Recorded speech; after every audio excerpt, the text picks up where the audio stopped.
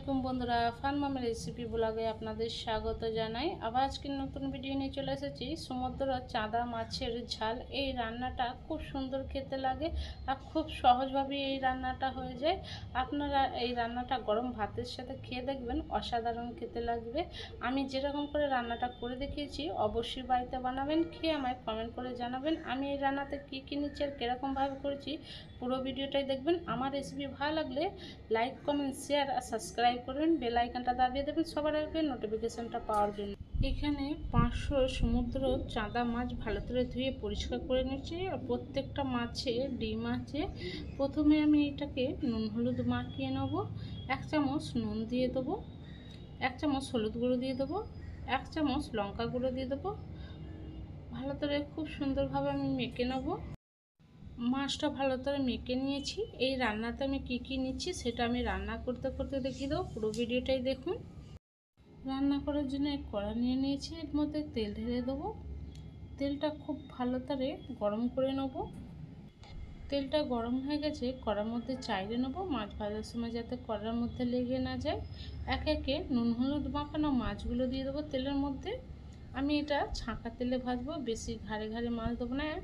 অল্প অল্প করে মাছগুলো আমি ভেজে নেবো, নাহলে পাল্টাবার সময় ভেঙে যাবে। ও পিঠে ভালো করে ভেজে নেবো।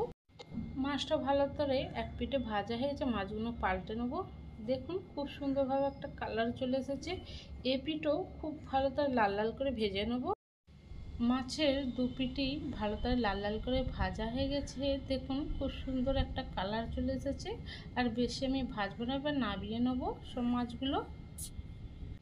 এই তেলের মধ্যে আবার একে একে মাছগুলো দিয়ে দেবো। খুব ভালো করে যেরকম করে মাছগুলো আমি লাল লাল করে ভেজেছিলাম, এই মাছটাও দু পিঠে ভালো করে লাল লাল করে ভেজে নেব। ভালো করে দু পিঠে মাছগুলো লাল লাল করে ভেজে নিয়েছি। বাকি মাছগুলো এরকম করেই ভেজে নেব। মাছ ভাজা তেলের মধ্যেই রান্নাটা আমি করে নেবো। 1 বাটি পেঁয়াজ কুচুনো দিয়ে দেবো। এই রান্নাতে একটু পেঁয়াজটা বেশি করেই লাগবে। 1 বাটি রসুন কুচুনো দেবো। এর মধ্যে আমি আদা দেবো না, ওই জন্য রসুনটা একটু বেশি করে দিয়েছি। রসুন পেঁয়াজ ভালো করে আমি ভেজে নেবো। পেঁয়াজ রসুন বেশ কিছুক্ষণ ভেজে নিয়েছি, বেশি আমি ভাজবো না। এই রান্নাতে হালকা করেই পেঁয়াজটা ভাজতে হবে। এর মধ্যে 1 চামচ হলুদ গুঁড়ো দিয়ে দেবো, 1 চামচ লঙ্কা গুঁড়ো দিয়ে দেবো, 2 চামচ জিরে গুঁড়ো দিয়ে দেবো। এর মধ্যে 1 চামচ নুন দিয়ে দেবো। নুনটা আপনাদের পরিমাণ মতন দেবেন। অল্প করে পানি দিয়ে দেবো, নাহলে মশলাটা পুড়ে যাবে। খুব ভালো করে মশলাটা আমি কষিয়ে নেবো। খুব ভালো করে মশলাটা আমি কষিয়ে নিয়েছি। দেখুন মশলা থেকে কিন্তু তেলটাও ভালো করে ছেড়ে দিয়েছে, মশলার কাঁচা গন্ধটাও বেরোচ্ছে না। 1 বাটি আলু আমি গ্রেট করে রেখেছিলাম, ওইটা দিয়ে দেবো। আলুটা দিয়ে আবার বেশ কিছুক্ষণ আমি কষিয়ে নেব।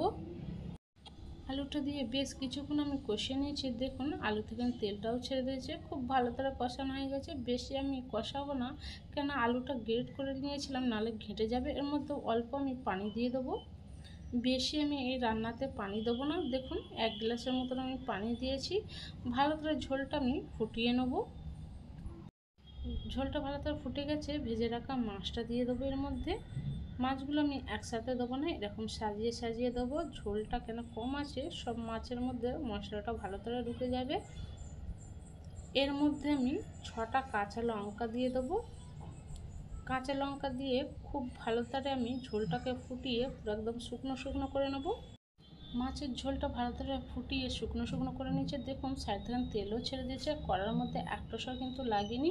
রান্নাটা আমার কমপ্লিট হয়ে গেছে, গ্যাসটা বন্ধ করে দেবো।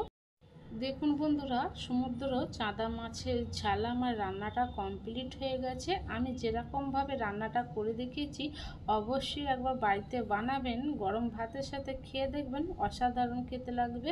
আমার রেসিপি ভালো লাগলে চ্যানেলকে সাবস্ক্রাইব করবেন, লাইক করবেন, কমেন্ট করবেন, শেয়ার করবেন।